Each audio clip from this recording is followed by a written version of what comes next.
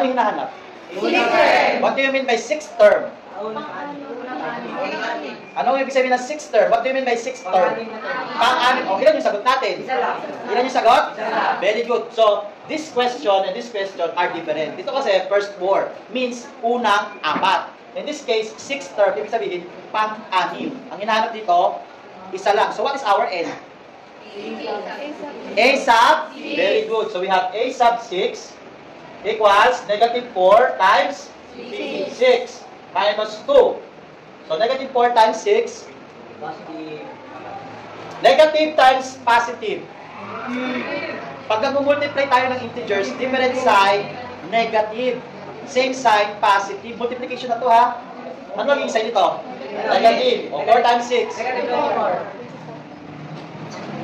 Negative 20. Pareho na sign magkaiba. Pag pareho, ano gagawin? Add. 24 plus 2. Ano gagamitin na sign? Wala namang choice eh. Parang negative eh. Diba? O, ibig sabihin, 6th term for this general term is negative 26.